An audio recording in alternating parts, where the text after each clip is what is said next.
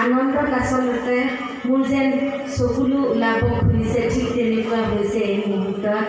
বুকত যেন এটা ভাল লগা ভাৱ, যিটো মই প্ৰকাশ কৰিব নোৱাৰোঁ আপোনালোকক, যে প্ৰজন্মই বঁটা দিছে। এই সঁচাকৈয়ে এই বঁটাক মই আতুম টোকাৰি কৰি মোৰ হিয়াৰ মাজত সদায় ৰাখিম। আপোনালোকেও মোক আশীৰ্বাদ দিব বুলি আশা কৰিলোঁ, কাৰণ এনেধৰণে গাঁৱে ভূঞে চহৰে নগৰে বা অসম তথা ভাৰতবৰ্ষৰ বাহিৰলৈকো যাব পাৰিছোঁ নাটকৰ বাবে। আৰু নাটকেই মোৰ প্ৰাণ, জীৱনী শক্তি।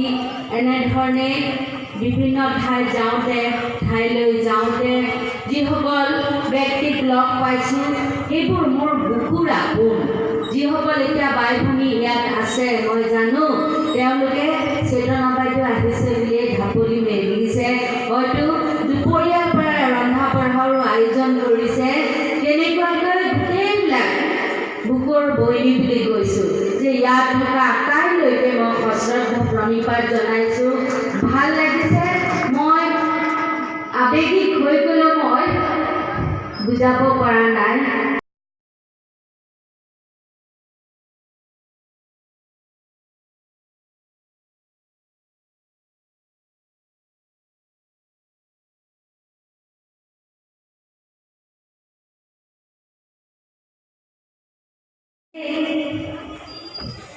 আনন্দত আচলতে মোৰ যেন চকুলো ওলাব খুলিছে, ঠিক তেনেকুৱা হৈছে এই মুহূৰ্তত।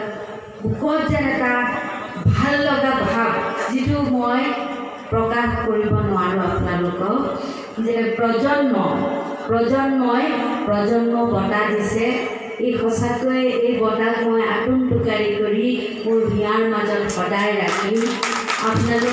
আপোনালোকেও মোক আশীৰ্বাদ দিব বুলি আশা কৰিলোঁ, কাৰণ এনেধৰণে গাঁৱে ভূঞে চহৰে নগৰে বা অসম তথা ভাৰতবৰ্ষৰ বাহিৰলৈকো যাব পাৰিছোঁ নাটকৰ বাবে।